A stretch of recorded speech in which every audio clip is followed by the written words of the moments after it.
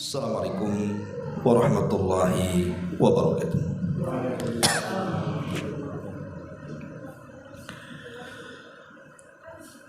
Alhamdulillahi rabbil alamin.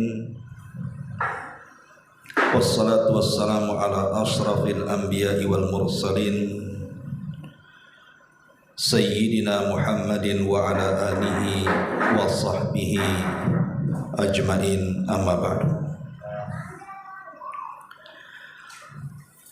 Sebagaimana permintaan, kita akan membahas seputar sholat. Tapi karena sholat ini masuk dalam bab fikih, tentu tidak bisa dijelaskan dalam 1-2 pertemuan. Tapi tidak ada masalah, nanti kita coba menyingkat dengan tidak mengurangi yang urgent dalam bab ini. Ma'asyiral muslimin wal muslimat rahimakumullah. Kita tahu bahwa salat ini adalah ibadah yang sangat-sangat agung dalam Islam. Sampai-sampai pensyariatannya berbeda dengan ibadah-ibadah yang lainnya. Kalau ibadah-ibadah yang lainnya seperti puasa, zakat, haji dan yang lainnya itu disyariatkan di bumi. Tapi salat ini disyariatkan di langit. Dalam sebuah peristiwa yang sangat-sangat besar yang belum pernah terjadi kepada seluruh para nabi dan rasul. Itulah yang disebut dengan peristiwa Isra dan juga Mi'raj. Dan anehnya, dalam peristiwa Isra Mi'raj ini Allah Subhanahu wa taala hanya memerintahkan Rasul untuk disampaikan kepada umatnya tentang ibadah salat. Padahal ibadah-ibadah yang lain itu banyak. Kenapa Allah Subhanahu wa taala tidak perintahkan umpamanya haji dalam peristiwa Isra Mi'raj, atau puasa, atau birrul walidain, atau membaca Quran dan begitu seterusnya? Malah justru yang diperintahkan adalah salat. Maka jawabannya, karena salat itu penentu ibadah-ibadah yang lainnya. Kalau seseorang itu salatnya baik, sesuai dengan yang diperintahkan Allah dan Rasulnya, maka sudah barang tentu dia pun akan melaksanakan ibadah-ibadah yang lainnya dengan cara baik. Orang salat pasti birrul walidain. Orang yang salat pasti membaca Quran. Orang yang salat pasti berpuasa. Karena kita tahu bahwa salat itu penentu. Itulah yang dikatakan Nabi sallallahu alaihi wasallam, fa in saluhat salatuhu saluha sairu amalihi.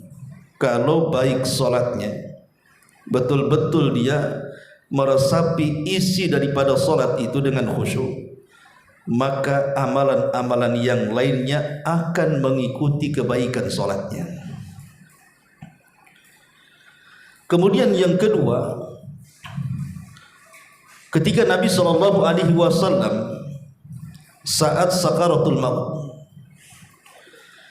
maka Nabi sallallahu alaihi wasallam berpesan kepada para sahabat secara khusus dan umatnya secara umum dengan wasiat yang sangat berharga. Di antara wasiat akhir sebelum menghembuskan nyawa terakhir Rasul adalah as-salatu salatu wa ma malakat aymanukum.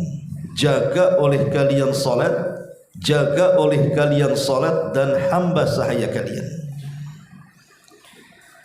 Kenapa Nabi sallallahu alaihi wasallam mewasiatkan wasiat terakhirnya dengan salat? Sekali lagi, padahal ibadah-ibadah yang lain itu banyak. Kenapa ini pula yang ditekankan dalam wasiat akhir Rasul sallallahu alaihi wasallam sebelum menghembuskan nyawa terakhirnya?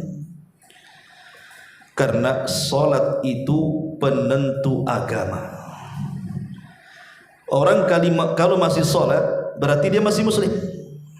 Tapi kalau orang sudah meninggalkan salat, maka tidak sadar dia sudah menanggalkan agamanya.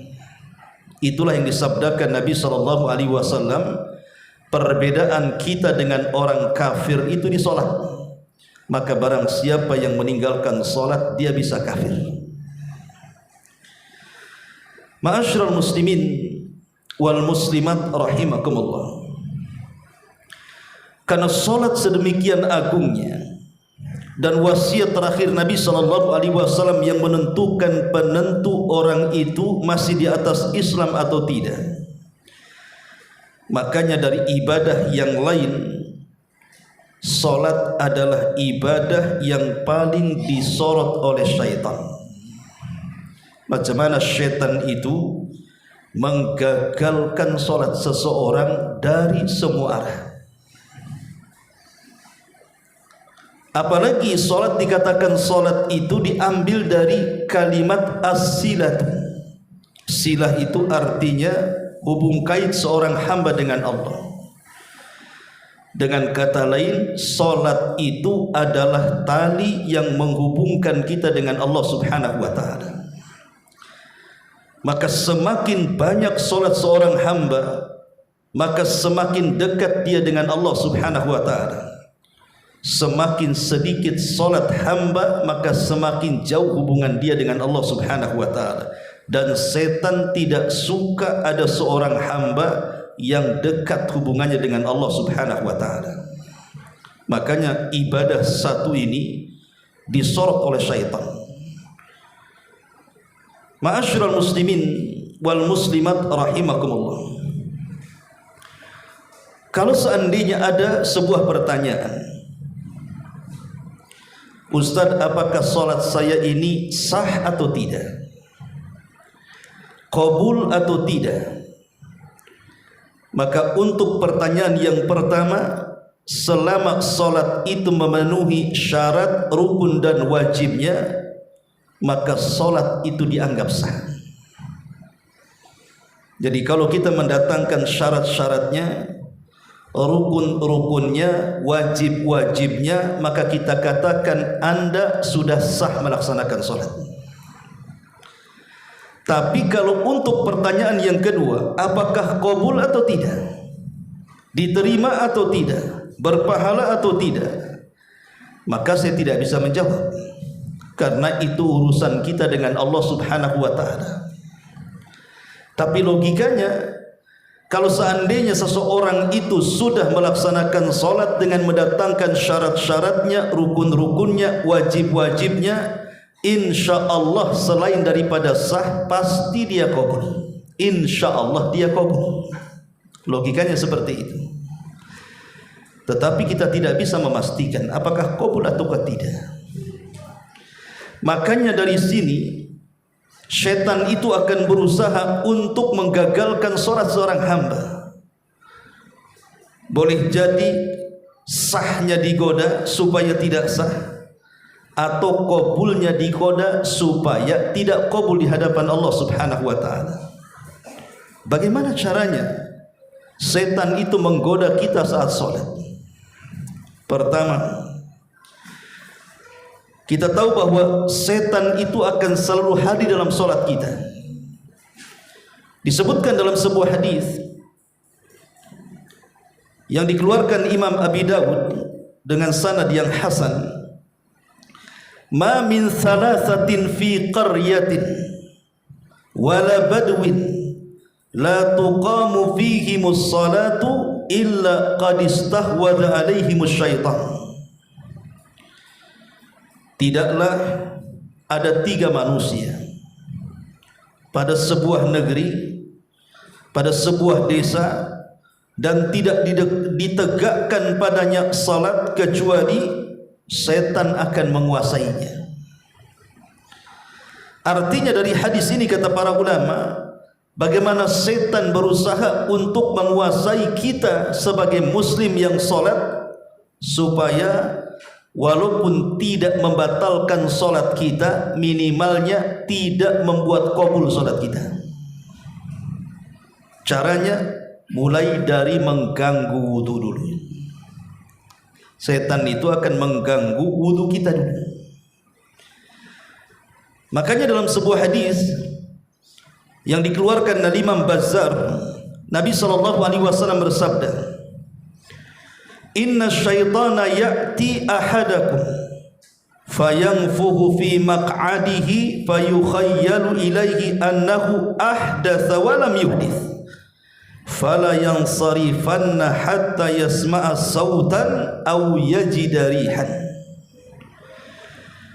Sesungguhnya syaitan ini akan datang kepada salah seorang di antara kalian, kemudian akan meniup-niup di sekitar tempat duduknya, sekitar duburnya. Kemudian Nabi SAW mengatakan, sampai kemudian dia menghayalkan dia telah berhadas padahal tidak hadas. Maka kalau terjadi seperti ini, kata Nabi SAW, jangan berpaling dari solatmu sampai betul-betul engkau mendengar suara kentutmu atau tercium baunya. Jadi setan itu sengaja niup-niup dubur kita, bayangkan, sehingga kita ini dibuat was-was. Jangan-jangan tadi saya kentut, jangan-jangan saya tadi kentut, padahal tidak kentut. Mungkin boleh jadi baru suara perut yang kerabak-kerubuk itu. Makanya Rasul mengatakan jangan berpaling dari solat. Itu was-was dari syaitan, sampai engkau betul-betul mendengar ledakannya atau mencium baunya, kata Rasul. Tapi Ustaz, ada juga kentut itu yang tak ada ledakan, tak ada bau pun. Itu kembali kepada diri kita, mau mengakui atau tidak. Ma'asyiral muslimin wal muslimat rahimani wa rahimakumullah. Ini kalau setan gagal nih, dia menggoda taharah kita, menggoda wudu kita, maka setan kemudian mulai masuk kepada solatnya. Dengan cara apa? Dibuatnya seseorang itu malas untuk berdiri sholat. Datang panggilan azan, seolah-olah panggilan itu bukan panggilan sholat. Jadi dibuat malas tuh, tidak mau bergerak, tidak langsung mengambil wudhu kemudian langsung ke masjid, atau yang wanita tidak langsung mengambil wudhu kemudian langsung sholat.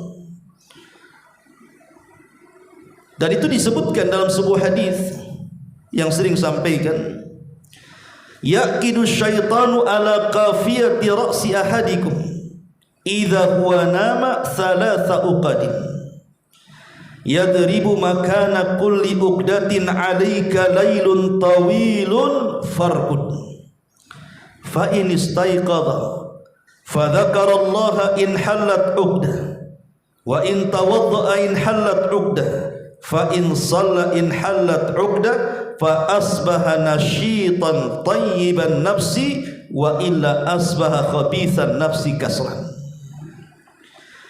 Kata Nabi SAW, setan ini akan datang kepada salah seorang di antara kalian, kemudian mengikat 3 ikatan di tengkuk-tengkuk kalian saat kalian sedang tertidur. Kemudian setan akan terus kemudian membisikkan di telinga orang yang tidur itu, tidurlah, malam masih panjang. Padahal sudah dengar azan, bahkan sudah qomat pun. Tapi setan terus kemudian menghembuskan di telinganya, jangan bangun, malam masih panjang. Padahal alarm pun sudah memanggil-manggil dia. Dibuatnya dia malas, jangan sampai bangun. Tapi solusinya, kata Nabi SAW, kalau kemudian dia bangun dan langsung berzikir kepada Allah, maka hilanglah satu ikatan. Kalau dia kemudian beranjak dari pembaringannya langsung menuju tempat wudunya dan dia pun berwudu, maka hilang 2 ikatan. Dan kalau dia langsung melaksanakan solat, hilanglah 3 dari ikatan setan itu.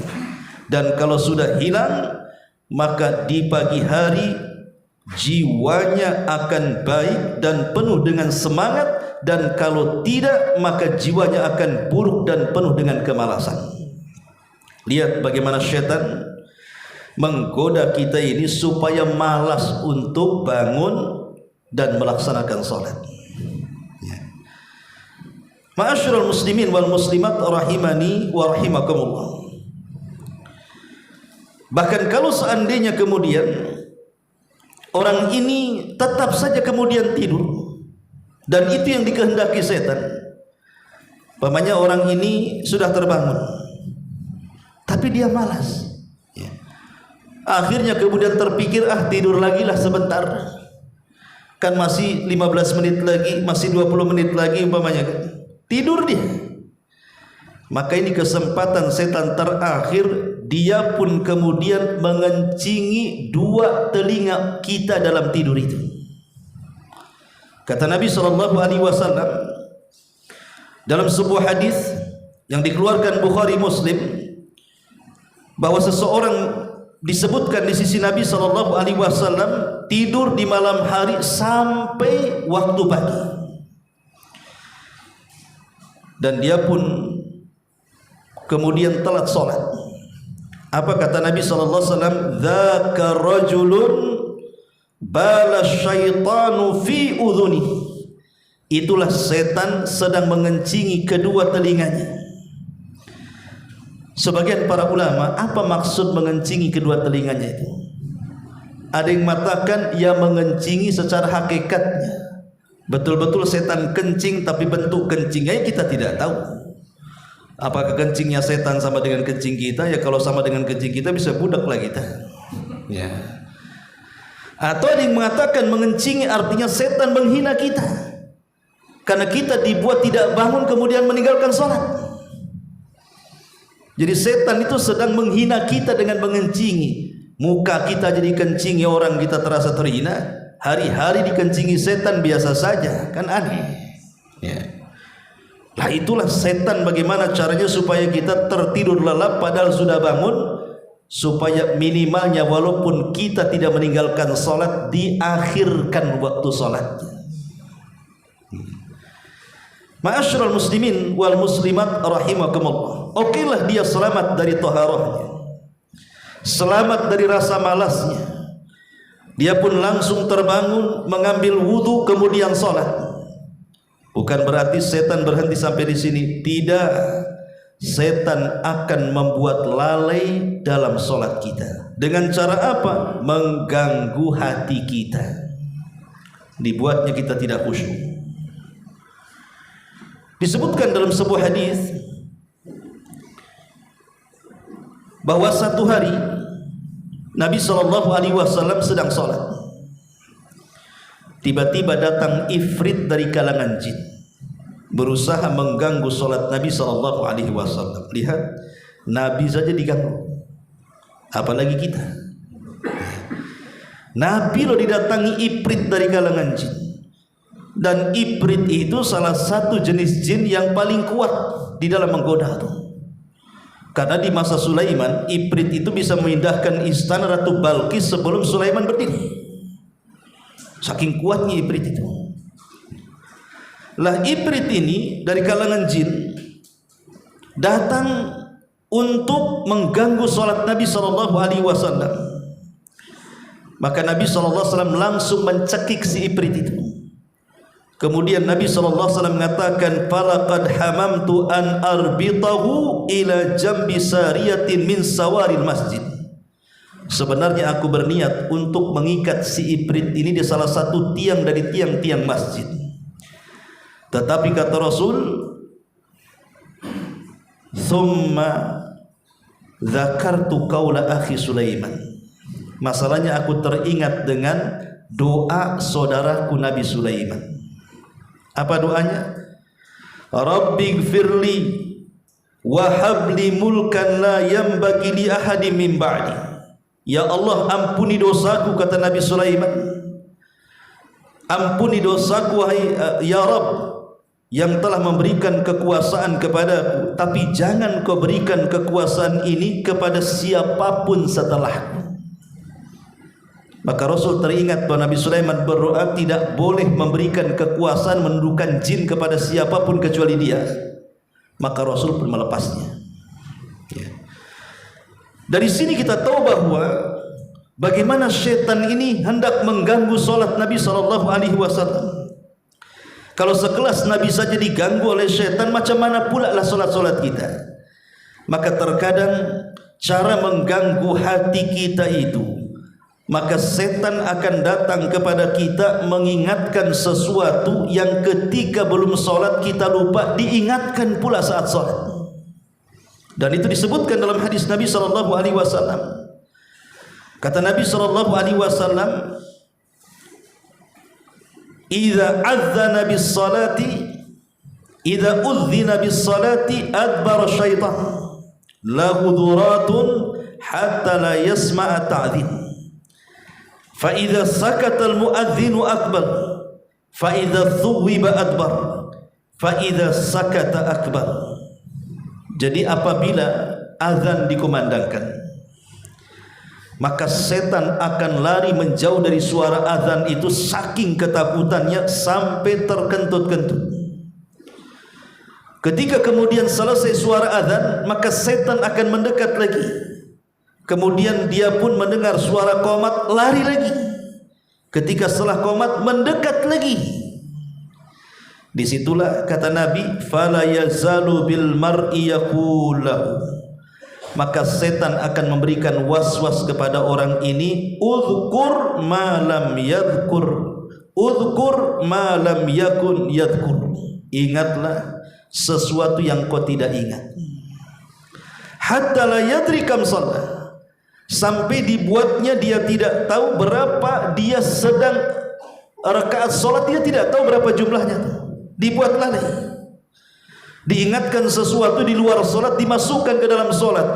Sebelum salat ribut antum cari kunci motor, nanya anak, nanya istri, nanya tetangga, nggak ketemu. Ketika takbiratul ihram, Allahu Akbar, oh iya masih terletak tuh di sepedanya, rupanya masih di situ, saya masih ingat itu. Ya. Lah terkadang diingatkan sesuatu supaya apa? Supaya hati kita tidak khusyuk. Nanti di akhir pembahasan saya katakan bahwa pahala seseorang itu digantungkan kepada khusyuk orang yang salat. Karena tidak semua orang yang salat itu pahalanya sama. Walaupun sama-sama satu saf, sama-sama bareng masuk masjidnya, sama-sama wudunya, itu pahala beda, tergantung kehusyuannya.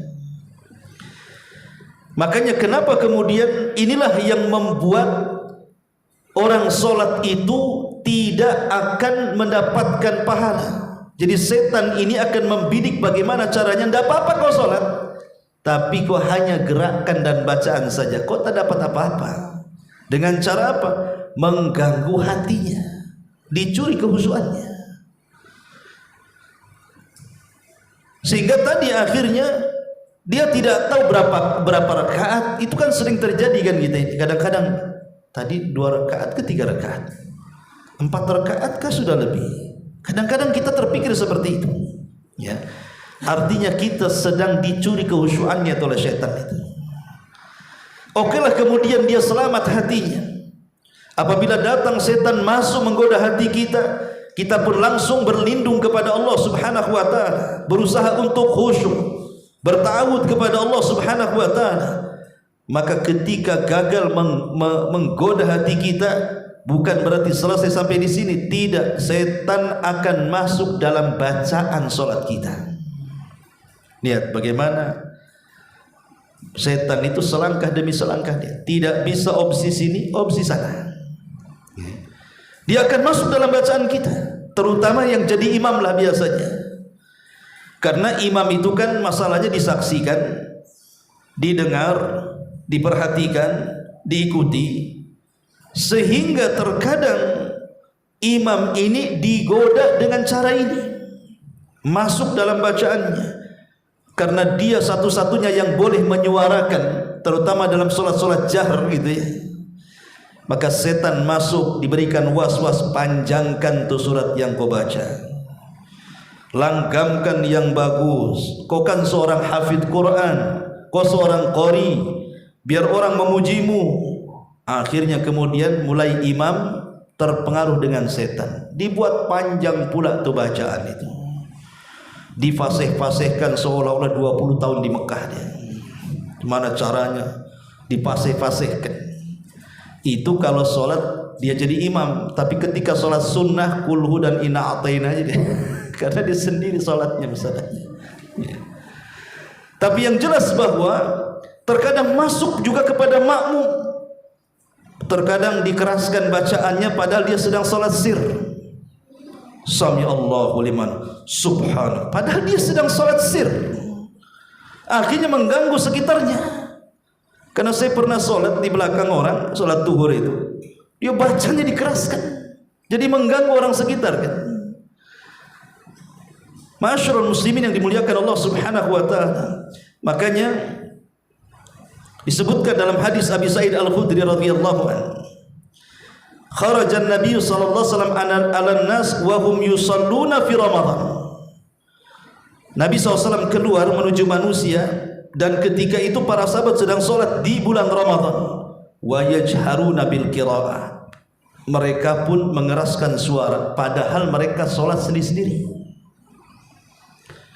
Faqala, maka Rasul mengatakan, ayyuhan nas kullukum yunaji rabbahu fala yajhar ba'dukum ala ba'din fil qiraati.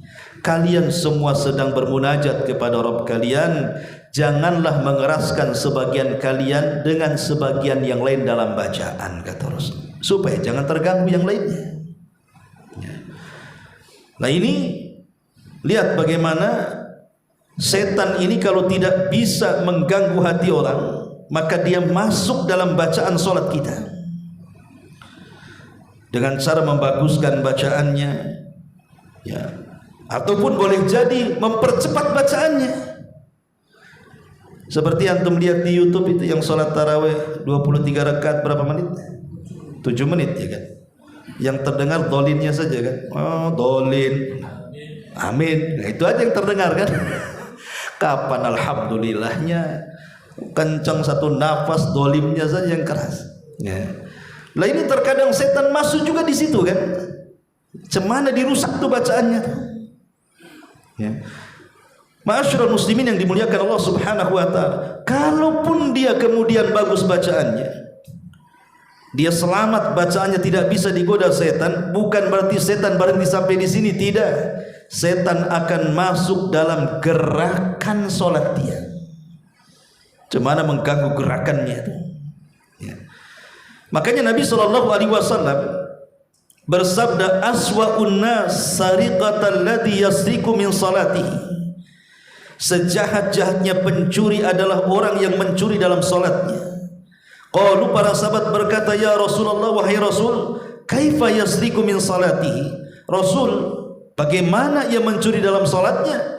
Qala, maka Rasul mengatakan, la yatimmu ruku'ahu wala sujudahu, ketika dia salat dia tidak menyempurnakan ruku' dan sujudnya, dibuatnya salat seperti kilat khusus, super singkat, dicepat-cepatin itu. Kadang rukunya belum tumaknina sudah tidak, kadang-kadang sujudnya belum tumaknina sudah sujud sudah duduk di antara dua sujud, tidak ada tumakninahnya. Dan ini biasa terjadi saat Ramadan biasanya. Anehnya ya, namanya masyarakat awam, terkadang tidak diberikan pengertian, terkadang mereka mengejar masjid yang cepat dan meninggalkan masjid yang lambat. Dan saling menginformasikan, enak di sana katanya, 15 menit tembus 23. Situ 11 rakaat 2 jam 1 juz kan. Subhanallah kan. Dia setan ini berusaha mengganggu gerakan dia. Dibuatnya tidak tumakninah sujudnya, tidak tumakninah rukunya, tidak tumakninah i'tidalnya. Ataupun biasanya terjadi orang yang suka mengakhir-akhirkan salat biasanya. Ini sholat sudah akhir, dekat lagi nih, asar mau ke maghrib, maghrib tinggal 15 menit lagi. Nggak mungkin khusyuk tuh sholatnya. Pasti kalau bisa inna a'tayna bagi dua ya, rukunya pun subhana rabbiyal a'la sekali jadi baca. Yang penting jangan sampai sholatnya datang waktu maghrib. Itu makanya dilarang. Kenapa dalam Al-Quran itu sampai Allah dengan tegas mengatakan fawailun lil musallin alladzina hum an salatihim sahun. Neraka wel bagi orang-orang yang salat. Siapa? Bagi orang yang sahun, lalai dalam salatnya. Para ulama mengatakan maksud lalai di sini artinya takhirus salati an mawaqitiha, suka mengakhir-akhirkan waktu salat sehingga menjauhkan dari waktu asalnya. Ma'asyiral muslimin wal muslimat rahimani wa rahimakumullah. Lalu kalau seandainya dia selamat, gerakannya betul-betul tumanina, bacaannya betul-betul tartil, hatinya berusaha untuk khusyuk, wudunya juga bagus, apakah setan kemudian berhenti sampai di sini? Tidak. Ini kalau sudah bagus semua nih, sudah setel semuanya dari toharahnya sampai takbiratul ikhramnya, sampai berdirinya, sampai sujud rukunya, dari bacaan sampai gerakannya sudah oke. Bukan berarti setan berhenti sampai di sini, kawan. Maka setan akan membuat trik lain. Dengan cara apa? Dibuatnya dia supaya riya dalam sholatnya. Dalam sebuah hadis Nabi sallallahu alaihi wasallam bersabda, kata Nabi sallallahu alaihi wasallam, ala ukhbirukum bima huwa akhwafu alaikum inni minal masihid dajjal. Kata Nabi sallallahu alaihi wasallam, maukah kalian kuhabarkan tentang sesuatu yang lebih menakutkan kepada kalian di sisiku daripada Al-Masih Ad-Dajjal? Kemudian sahabat bertanya, qulna ya Rasul, tentu. Kami katakan tentu ya Rasul. Apa yang lebih menakutkan dibandingkan Dajjal itu? Maka Nabi SAW mengatakan asyirkul khafi. Syirik khafi artinya syirik yang samar. Lihat, Rasul mengatakan syirik yang samar ini lebih menakutkan dibandingkan Dajjal. Kemudian Rasul berikan contoh, an yakumar rajul yusalli fayuzayyin salatahu lima yara min nadhari rajulin. Kemudian Rasul mencontohkan ada seorang laki-laki yang sedang sholat, kemudian dia berusaha membagus-baguskan sholatnya agar dilihat orang lain bahwa dia sedang khusyuk dalam sholatnya. Jadi kalau tidak bisa diganggu dengan cara yang lain, maka dia akan masuk pada riya. Bagaimana caranya dia riya? Supaya manusia menganggap dia itu tukang sholat, dari rumah ke masjid gitu kan. Dalam hatinya supaya tetangga-tetangga yang di gang-gang itu tahu aku ini tukang sholat. Dibuat kayak gitu ya. Sengaja kemudian ditanamkan sifat riya. Jadi sholatnya itu supaya dipuji manusia atau dibicarakan manusia, bahwa si fulan tukang sholat, si fulan tukang sujud ya. Atau lebih daripada itu dibuatnya takabur dan ujub. Ditanamkan dalam hatinya bahwa di komplek ini yang ahli sholat itu cuma saya. Dibuat kayak gitu. Perasaan di komplek sini itu tidak ada yang serajin saya. Dibuat ujub tuh. Kalau sudah ujub dan meremehkan orang, ini naik dari ujub ke takabur ya. Karena sudah merendahkan orang. Si anu tidak sholat, si anu itu apa itu katanya. Mulai dihina-hina, merasa bahwa dirinya itu lebih alim, lebih abid, lebih banyak pahalanya, lebih rajin ibadahnya. Maka ini orang seperti ini dalam wajahnya akan penuh dengan sentuhan syaitan. Seperti kisah yang sering saya ceritakan. Ada seorang sahabat yang dipuji oleh sahabat yang lain karena rajin sholatnya. Bukan hanya rajin sholatnya, rajin puasanya. Bukan hanya rajin puasanya, rajin baca Qur'annya, rajin zikirnya. Pokoknya ahli ibadah betul di tengah-tengah para sahabat, sehingga sahabat yang lain cemburu dan bicarakannya. Sampai ketika Rasul ikut duduk di majlis mereka, mereka membicarakan sahabat itu, tiba-tiba orang yang dibicarakan muncul dari ujung masjid. Sahabat mengatakan, ya Rasul, yang kami bicarakan maksudnya si Anu tuh yang mau masuk gitu. Maka Rasul melirik kepada orang itu. Tiba-tiba Rasul kemudian mengatakan, tahukah kalian kalau di wajahnya penuh dengan sentuhan syaitan, katanya. Sahabat heran, Rasul, dia yang paling abid di antara kami, paling rajin sholatnya, paling rajin puasanya, kenapa kau katakan penuh dengan sentuhan syaitan di wajahnya? Kata-kata Rasul, nanti kalian tahu. Ketika kemudian laki-laki yang dibicarakan ikut duduk di majelis Rasul, Rasul bertanya kepada dia, wahai fulan, aku ingin bertanya kepadamu, tolong jujur jawab. Kata sahabat yang dipuji-puji, sahabat yang mengatakan, tentu wahai Rasul. Kata Nabi SAW, apakah setiap engkau pulang ke kaummu, ke masyarakatmu, ke kabilahmu itu, ada dalam hatimu perasaan engkau lebih mulia dibandingkan mereka? Orang ini mengatakan, dia. Kata Rasul, pantas di wajahmu penuh dengan setan, katanya. Lihat perasaan ujub di sini. Ya. Itulah bagaimana setan ini berusaha kemudian dari semua sisi dia akan berusaha masuk dalam sholat kita.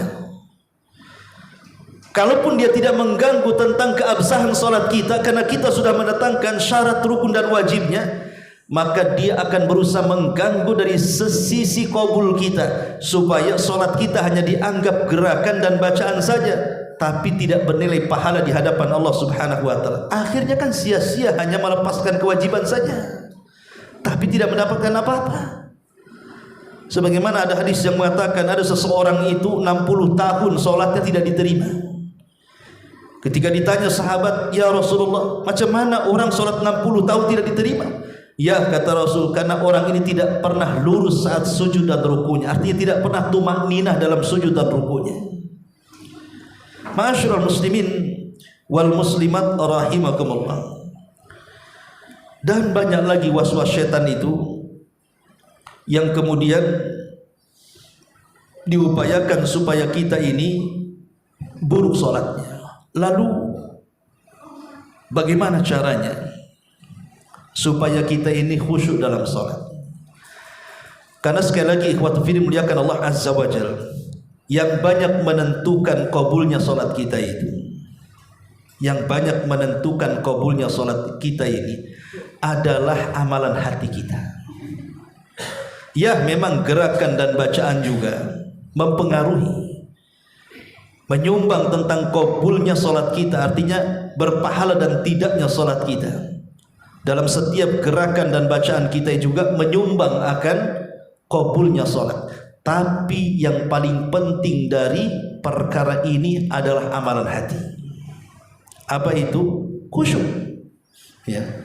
Khusyuk itulah yang menjadikan kemudian tingkatan-tingkatan pahala dalam sholat itu berbeda-beda satu dengan yang lainnya. Sampai-sampai Nabi SAW mengatakan, innar rajula la yansarifu wa ma kutiba lahu illa usyru salatiha tus'uha sumnuha subuha sudusuha khumsuha rubuha sulusuha nisbuha, kata Rasul.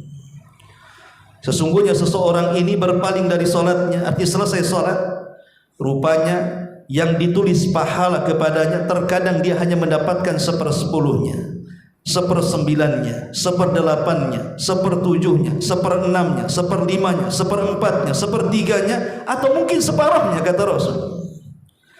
Walaupun itu sama-sama satu saf lah ya. Boleh jadi yang ujung itu dapat 1/10-nya, boleh jadi yang ini dapat 1/5-nya, boleh jadi yang sebelah sini dapat 1/3-nya, boleh jadi yang seperti ini dapat separuhnya.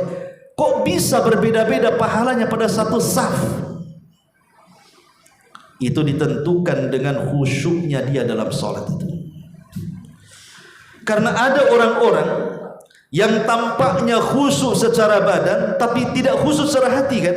Makanya Rasul mengistilahkan dengan khusyukun nifaq namanya. Khusyuknya orang munafik. hanya bergaya dalam badannya saja, seolah-olah khusyuk, tidak bergerak, tapi hatinya ada di pasar, ada di kantor, ada di jalan, ada di Jakarta sana, ya.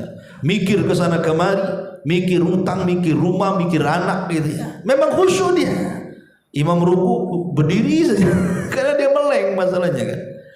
Lah setan itu dibuatnya seperti itu, kita ini dibuat khusyuk nifak namanya. Khusyuk gaya-gayaan saja. Badannya khusyuk, jasmaninya khusyuk, tapi ruhaninya tidak khusyuk, melanglang buana, mengembara kemana-mana. Makanya kata para ulama ada 10 tips bagaimana supaya solat kita ini khusyuk. Pertama, husnul isti'dadi lis-salati. Perbaiki persiapan kita ketika hendak melaksanakan salat. Mulai daripada pakaian kita. Terkadang ada di antara kita ini, mereka itu suka mengurangi hak-hak Allah tapi menyempurnakan hak manusia. Kalau berjumpa dengan pejabat saja harus rapi, pakaiannya harus bagus, terkadang pakai dasi, harus pakai parfum, terkadang mandi sampai berkali-kali. Itu yang dihadapi pejabat. Tapi ketika yang dihadapi adalah Allah Subhanahu wa ta'ala, itu baju kerja, itu baju sholat, itu baju tidur, seolah-olah tidak punya atribut kecuali itu kan. Itulah masuk dalam kategori di dalam Al-Quran, wailulil mutaffifin, celakalah bagi orang-orang yang mengurang-urang takaran. Kalau menakar kepada manusia disempurnakan, kalau menakar di hadapan Allah dia pun kurangi. Maka di antara sebab kehusyuan itu dari segi pakaian, kemudian dari segi tempat, ya, kebersihannya ada najis atau tidak, dari segi wudunya menyempurnakan atau tidak, maka ini semua bisa menyumbang kepada kehusyuan kita. Ini yang pertama. Yang kedua, at-tuma'ninatu wa adamul isra. Usahakan tuma'ninah. Jangan mengejar rakaat dalam salat itu, tapi kejarlah pahala dalam salat. Kalau orang mengejar rakaat, yang penting selesai, ya boleh jadi mungkin sah kalau mendatangkan syarat rukun dan wajibnya. Tapi apakah dia berpahala? Makanya dalam sholat itu yang dikejar pahala, jangan rakaat. Seperti contohnya umpamanya, ada orang masbuk, imam ini mau sujud, jadi dia dari i'tidal ke sujud, kemudian kita baru jadi makmum yang masbuk di belakang. Terkadang kita tidak langsung mengikuti imam kan. Ada sebagian kita itu tidak mau mengikuti imam, nunggu imam sujud baru kemudian bangkit, setelah bangkit baru kita takbir. Alasannya, buat apa sih ngikutin imam, katanya nggak dapat satu rakaat pun capek-capek saja ya. Itu namanya orang mengejar rakaat, itu namanya tidak mengejar pahala. Dia salah. Sebenarnya setiap gerakan dan bacaan solat itu walaupun tidak dapat satu rakaat tetap dinilai pahala. Kita kan cari pahala di situ, bukan cari rakaat kan. Langsung saja imam sedang sujud, langsung Allahu Akbar, ikutin dia sujud, itu sudah berpahala itu. Gerakan kita berpahala, bacaan kita berpahala kan gitu. Itu contohnya. Ada orang yang mengejar rakaat tidak mengejar pahala. Lah padahal kita ibadah itu kan ingin dapat pahala. Makanya penting tuma'ninah dan tidak tergesa-gesa itu. Jangankan lagi ketika sholat tidak tergesa-gesa, datang dari rumah ke masjid saja kita dilarang tergesa-gesa. Betapa banyak orang yang sudah mendengar qomat, wah kayak mau kiamat, lari dia, takut nggak dapatkan satu rakaat kan. Padahal apa kata Rasulullah? Kalau engkau berangkat untuk sholat, kata Rasul, fala tas'auna, jangan tergesa-gesa ya. Berjalanlah dengan tenang. Apa yang kau dapati dalam sholat itu, alhamdulillah. Apa yang kau luput, sempurnakan, kata Nabi. Sebab kalau seandainya tergesa-gesa ikhwan, walaupun larinya mungkin dari pintu musola ke sini, ketika takbiratul ihram itu terkadang kita tidak bisa fokus untuk menghadirkan Allah saat pertama kali kita mengangkat kedua tangan. Padahal kata Imam Nawawi rahimahullah ta'ala, minimalnya khusyuknya orang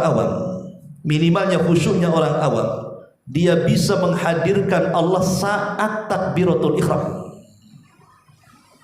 Ya, jadi saat takbiratul ihram itu dia bisa fokus bahwa dia sedang sholat. Tapi bukan berarti fatwa daripada Imam Nawawi ini maksudnya adalah yang diprioritaskan saat takbiratul ihram saja. Selepas takbiratul ihram terserah mau kemana-mana, nggak begitu maksudnya. Ini barometer orang awam. Ya, kalau antum sudah ngaji bukan awam, orang-orang awam maksudnya kan. Minimalnya dianggap sah sholat mereka itu ketika pada pertama takbiratul ihram dia menghadirkan Allah di situ. Artinya dia fokus dan betul-betul konsentrasi bahwa dia akan sholat. Tapi orang yang tergesa-gesa mana bisa konsentrasi, kawan? Yang ada ngos-ngosan tidak jelas. Ya. Ma'asyiral muslimin yang dimuliakan Allah Subhanahu wa taala. Ini yang kedua, yang ketiga, tadabbur al-ayatil maqru'ah. Ini pun penting. Memahami setiap bacaan yang dibaca saat sholat. Kalau orang ketika kemudian ruku, dia paham kalimat sami Allahu liman hamidah, dia paham subhana rabbiyal azim. Saat sujud dia paham kalimat subhana rabbiyal a'la, maka pasti dia tidak akan melanglang buana hatinya karena fokus dengan arti dan makna ucapannya. Karena dia tahu ketika sami Allahu liman hamidah rabbana walakal hamd, dia tahu artinya. Tapi disitulah terkadang syaitan itu menggoda manusia itu untuk dimalaskan belajar sholat. Yang penting sholat kan, itu istilahnya itu. Ya sholatnya ikut-ikutan orang. Dia salah bahwa sholat dengan ilmu, dengan sholat tanpa ilmu atau kejahilan itu beda kualitasnya. Adapun sholat karena ilmu, maka setiap gerakan dan bacaannya berpahala. Adapun sholat karena kejahilan, walaupun dia bergerak dan membaca, tapi sia-sia, tidak dapat pahala, hanya menggugurkan kewajibannya saja. Mana dalilnya? Ketika Munkar dan Nakir bertanya kepada orang yang beriman, siapa Rabbmu? Siapa Nabimu? Apa agamamu? Karena dia punya pengetahuan, maka dia sanggup menjawab. Dia mengatakan Rabbku Allah, Muhammad Nabiku, Islam agamaku. Maka Allah katakan sadaqa abdi, hambaku telah benar. Tapi lihat orang-orang jahil, orang-orang fasik, munafik, kafir, ketika ditanya siapa Rabbmu, siapa nabimu, apa agamamu, dia mengatakan la adri, aku tidak tahu, aku tidak tahu. Aqulu kama qalan nas wa fa'altu kama fa'alan nas.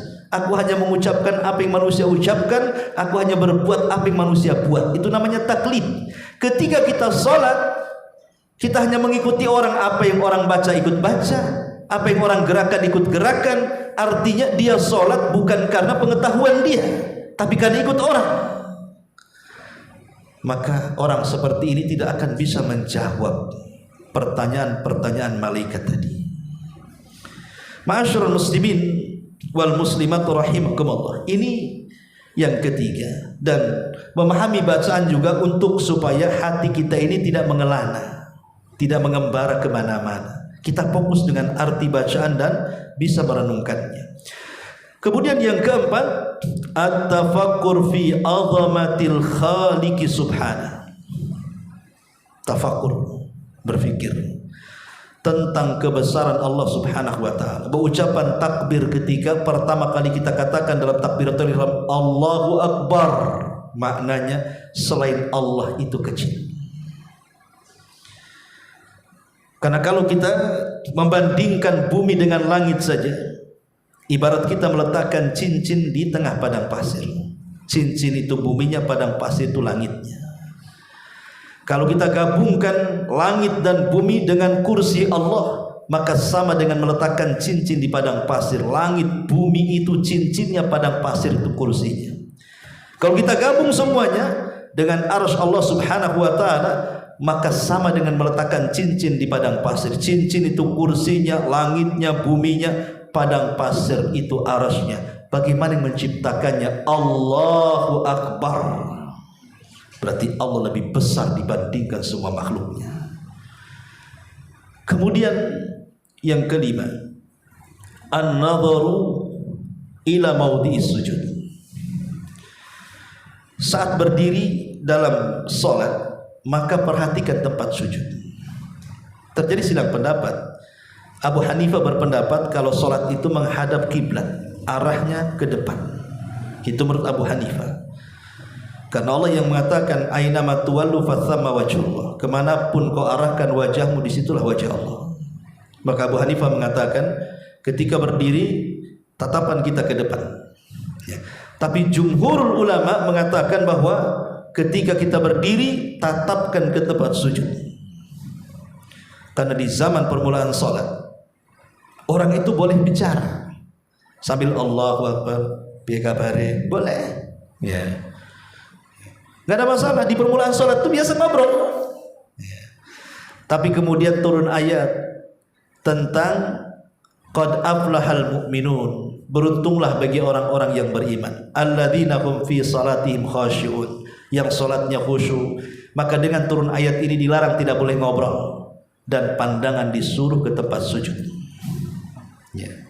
Dan itu bagian daripada khusyuk. Supaya kenapa? Supaya kita tidak terganggu. Makanya kenapa Rasul itu memerintahkan kita supaya bersegera di saf pertama, ikhwan. Kenapa saf pertama coba? Sebab kalau saf pertama itu tidak ada gangguan. Paling kalaupun gangguan di depannya tembok, ikhwan. Tapi kalau saf kedua, saf ketiga, itu gangguannya punggung orang. Kaosnya partai, terbaca pula. Lawan saya rupanya dia. Nengok kaosnya bolong, gak punya kaos, kasihan banget ya. Mulai dia. Ya. Itu kalau sudah di saf kedua, saf ketiga itu dia perhatikan punggung orang tuh. Tapi kalau di saf pertama kan aman tuh. Yang mau nengok apa? Tembok lagi depannya kan. Makanya Rasul menyuruh kita untuk di saf pertama supaya aman tuh. Udah saf kedua, saf ketiga itu macam-macam dikomentari. Kakinya hitam aja nggak, wah ini nggak cuci kaki nih kayaknya. Macam-macam dikomentari kan. Nah ini bahaya, makanya ambil saf pertama biar aman. Ya. Ma'asyiral muslimin yang dimuliakan Allah Subhanahu wa taala. Kemudian juga yang keenam, adamul iltifat wa raf'il basar. Jangan suka menoleh-noleh. Kecuali inda darurah, kecuali darurat. Contoh, antum sholat di musola stasiun, di musola mall atau di musola terminal gitu kan. Antum lupa meletakkan tas sebelah sana. Yang namanya di terminal lengang sedikit aja hilang tas kita kan. Maka boleh sekali-kali nengok tas kita. Hanya itu darurat saja. Ya. Kalau seandainya kadang lupa naruh di sana, langsung takbir kan. Apa tadi di sana tasnya? Boleh sambil lirik sekali-kali. Ya. Sebab nanti kehusuan hilang pula tasnya. Makin tak khusyuk lagi sholatnya. Maka ada ini gimana ini kan gitu kan. Masih bahaya kan gitu. Ya. Jadi pada dasarnya iltifat dalam sholat, memandang ke kanan, ke kiri, ke atas, ke bawah itu tidak boleh, karena itu setan sedang mencuri kehusyuan kita. Ya. Kemudian juga yang nomor 7, an ya'lama anna Allah Ta'ala yujibuhu fi salatihi wa yunaji. Ingat bahwa posisi salat itu adalah pertemuan kita dengan Allah Azza wa Jalla. Jadi dalam salat itu kita sedang berjumpa dengan Allah. Makanya Allah mengatakan dalam surah Al-Baqarah, ketika Allah katakan bahwa salat itu berat kecuali orang-orang yang khusyuk. Wa innaha lakabiratun illa 'alal khashiin. Salat itu berat kecuali bagi yang khusyuk. Siapa yang khusyuk? Alladzina yadhunnuna annahum mulaqu rabbihim. Orang yang yakin ketika salat dia sedang berhadapan dengan Rabbnya. Jadi ketika salat itu kita sedang berhadapan dengan Allah. Makanya setiap bacaan Fatihah itu ada jawabannya. Kalau kita mengucapkan Alhamdulillahi Rabbil Alamin, Allah jawab hamidani abdi, hambaku sedang memujiku. Kalau kita mengatakan Ar-Rahman Ar-Rahim, Allah jawab athna alayya abdi, hambaku sedang mengagungkan aku. Kalau kita katakan Maliki Yaumiddin, Allah jawab lagi, Majadani abdi, hambaku sedang membesar-besarkan aku. Jadi di situ ada dialog di situ. Maka ini sunnahkan ketika salat itu untuk membaca tartil Al-Fatihah, dibaca ayat per ayat, karena setiap ayat ada jawabannya, menunjukkan tartil dan tumaninahnya. Ya, makanya kita harus paham ketika salat kita itu sedang berhadapan dengan Allah, sedang berdialog dengan Allah, sedang bermunajat dengan Allah Subhanahu wa taala. Maka ketika itu tertanam dalam hati kita, maka dia tidak akan peduli dengan yang lainnya.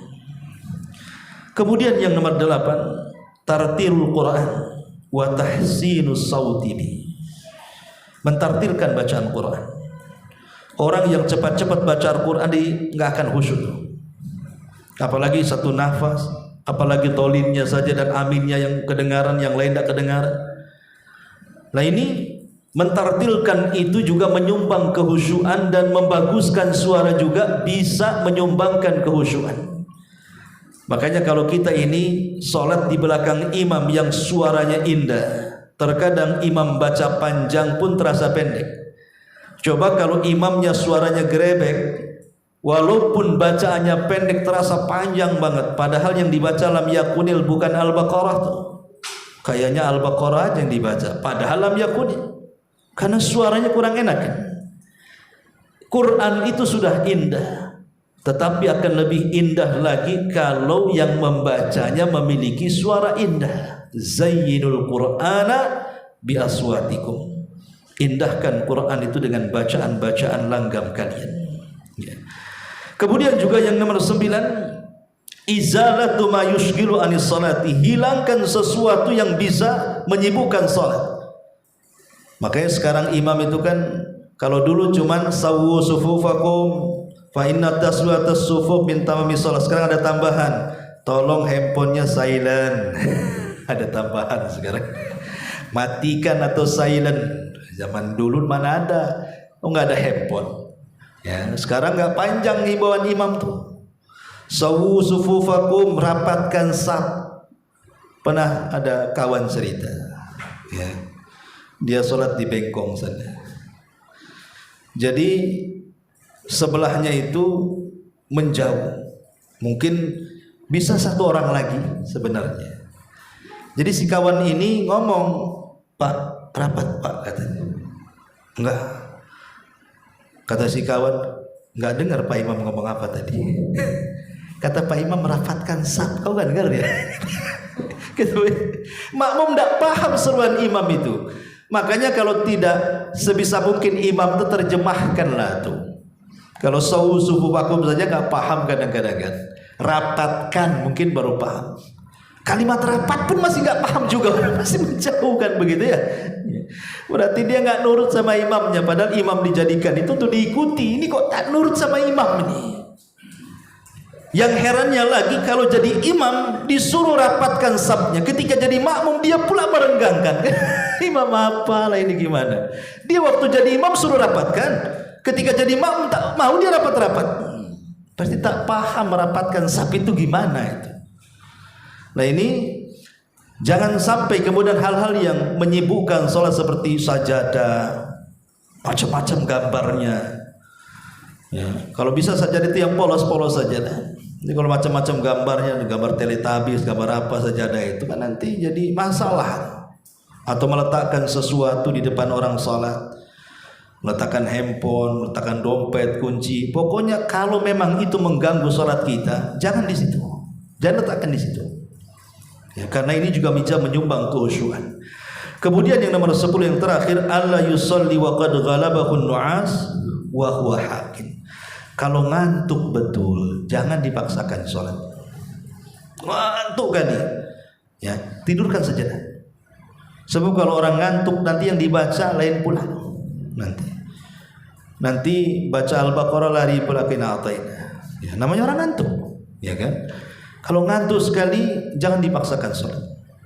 Tidurkan sebentar, ya kalau sudah hilang ngantuknya, ya baru kemudian sholat. Karena salah satu yang menjadikan sholat tidak khusyuk itu karena ngantuk berat. Inilah diantara 10 perkara yang menurut kata para ulama bisalah menyumbang kehusyuan. Ya, bisa menyumbang ikhwan. Karena kita tahu bahwa khusyuk di sini ada dua faedah. Kalau kita ini bisa khusyuk. Pertama, kita akan mendapatkan kesempurnaan salat. Dengan khusyuk itu kita bisa mendapatkan kesempurnaan salat. Yang kedua, dengan khusyuk itu kita akan mendapatkan pahala sebanyak-banyaknya dalam salat. Karena saya katakan dari awal, yang menentukan pahala dan tidak, atau yang banyak menyumbang mendapatkan pahala dan tidak, itu amalan hati. Dan amalan hati dalam salat itu berupa kehusyuan dia. Lihat Abu Bakar Siddiq radhiyallahu anhu. Kenapa dikatakan para ulama, ma sabaqahum Abu Bakrin bi kathrati siyamin wala salatin walakin bi syai'in waqara fi qalbi. Abu Bakar itu tidak mengungguli para sahabat yang lain karena banyak puasa. Sahabat yang lain jauh lebih banyak puasanya. Tidak mengungguli karena banyak solatnya. Sahabat yang lain jauh lebih banyak solatnya dibandingkan Abu Bakar. Tapi kenapa Abu Bakar diunggulkan dari semua sahabat? Padahal kalau dari segi puasa, banyak sahabat yang lebih banyak puasanya. Kalau dari solat, banyak sahabat yang lebih banyak solatnya daripada Abu Bakar. Alasannya karena sesuatu yang terpatri dalam dada, yaitu satu amalan hati yang tidak dimiliki sahabat yang lainnya. Apa itu? Hubbullah wa Rasul. Kecintaan yang tinggi Abu Bakar kepada Allah dan Rasulnya, yang tidak dimiliki siapapun. Makanya keimanan Abu Bakar kalau ditimbang di satu neraca, dan sahabat yang lain ditimbang di neraca yang lainnya, bahkan semua manusia setelah Nabi ditimbang keimanannya, maka keimanan satu Abu Bakar menandingi semua keimanan manusia setelah Nabi. Karena apa? Bima waqara fi qalbi. Karena sesuatu yang terpatri dalam hatinya, kecintaan kepada Allah dan Rasulnya yang tidak dimiliki siapapun. Dan itu amalan hati menunjukkan memiliki peran berat dibandingkan amalan badan. Maka sholat juga sama. Khusyuk itu lebih sangat berperan dibandingkan hanya gerakan dan bacaan sholat. Walaupun sekali lagi bacaan dan gerakan sholat pun tetap penting. Tetap penting karena itu menyumbang kekhusyuan dalam sholat. Ya. Ma'asyiral muslimin wal muslimat rahimani wa rahimakumullah. Saya kira sebagai muqaddimah masuknya bab sholat, ini dulu yang bisa saya sampaikan. Insyaallah mungkin pertemuan berikutnya mulai kita masuk pada syarat-syaratnya, rukun-rukunnya, wajib-wajibnya, sunnah-sunnahnya, dan kita akan berusaha untuk mengambil yang terpenting yang kita bisa langsung amalkan dalam sholat sehari-hari yang kita lakukan. Wallahu a'lam sampai di sini. Sebelum saya tutup, kalau ada yang bertanya silakan. Fadhal. Setan ini kan suka menggoda, menyesatkan, mengganggu, menyesatkan orang. Iya. Pertanyaannya Ustaz, ketika kita seorang Ustaz, apakah setan ini selevel dengan Ustaz juga gitu maksudnya? Iya. Oh beda. Ya. Iblis ini kalau dia mengirim utusan pasukan, itu akan disesuaikan dengan levelnya. Kalau imannya tipis, ya kan, ya setan yang dikirim juga yang ecek-ecek, yang kalau disenggol langsung miring gitu kan. Apa kasihan, jangan yang ini. Ini kalau Ustadz nih beda ini, harus setan yang udah ada penataran nih. Yang dikirim bukan setan biasa nih, yang kuat juga, yang berpengalaman kan itu ya. Karena yang dilawan Ustadz nih. Nah. Dan cerdas ikhwan. Iblis dan anak buahnya itu cerdas. Pertama karena mereka diberikan usia panjang. Mereka bertemu dengan beberapa generasi. Ya, mereka bertemu dengan beberapa macam karakter orang. Dan mereka punya langkah-langkah. Seperti yang tadi saya jelaskan, enggak bisa lewat langkah sini, langkah situ. Enggak bisa lewat depan, belakang. Enggak bisa lihat belakang, samping kanan, enggak bisa samping kanan, samping kiri. Tsumma la'atiyannahum min baini aydihim wa min khalfihim wa an aymanihim wa an syama'ilihim wala tajidu aktsarahum syakirin. Aku akan datangi mereka dari depan mereka, dari belakang mereka, dari kanan mereka, dari kiri mereka, dari 4 arah angin. Bayangkan, dikepung kita. Bagaimana caranya? Kata para ulama, maksudnya dari arah depan dilupakan tentang akhirat. Cemana kita dilupakan dengan akhirat, mengingkari azab kubur, mengingkari hari kebangkitan, tidak ada surga, tidak ada neraka, dibuatnya kita kayak orang ateis. Dari arah belakang dicintakan kita dengan dunia. Cemana kemudian orang itu disibukkan dengan dunianya. Alhaqumut takatsur hatta zurtumul maqabir. Sebelah kanan dibuat syubhat dalam agamanya, akhirnya dihiasi yang hak jadi batil, yang batil jadi hak, yang tauhid jadi syirik, yang syirik jadi tauhid, yang sunnah jadi bid'ah, yang bid'ah jadi sunnah, yang maksiat jadi taat, yang taat jadi maksiat. Dihiasi, ya. Tidak bisa dari sebelah kiri ditanamkan syahwat, digemarkan judi, digemarkan khamar, digemarkan zina, digemarkan ghibah, digemarkan macam-macam. Bayangkan, semua arah dikelilingi oleh setan. Ya, jadi memang sulit kalau kita ini mau keluar dari lingkaran setan. Ya, tapi ingatlah bahwa walaupun sekuat-kuatnya setan itu tetap ada kelemahannya. Ada kelemahannya. Karena setan itu pertama dengan ilmu. Karena ilmu itulah yang bisa menyingkap mana kelemahannya. Yang kedua, macam mana cara menghadapinya. Itulah pentingnya hadir di majelis ilmu, supaya tersingkap semuanya. Ya, dan ilmu itu ya bisa mendekatkan diri kita kepada Allah dan bisa menanamkan rasa takut yang lebih kepada Allah dibandingkan kepada yang lainnya. Tapi orang jahil mau takut sama siapa? Yang ditakutkannya saja tidak tahu, namanya jahil. Cuma dia mau takut. Ya. Jadi ya dengan ilmu. Yang kedua dengan iman. Karena target setan, kata Imam Ibnul Qayyim, menggoda anak Adam itu macam mana diganggu keimanannya supaya dia kufur. Makanya targetnya sholat. Karena orang meninggalkan sholat bisa kufur. Ya, kan yang pertama targetnya macam mana supaya dia kufur. Kufur itu bisa berupa syirik, bisa berupa nifaq, bisa berupa murtad. Ya, ada 3 kufur itu. Dibuatnya dia syirik, dibuatnya dia munafik, dibuatnya dia murtad. Lah orang sholat ini buat murtad sama dia.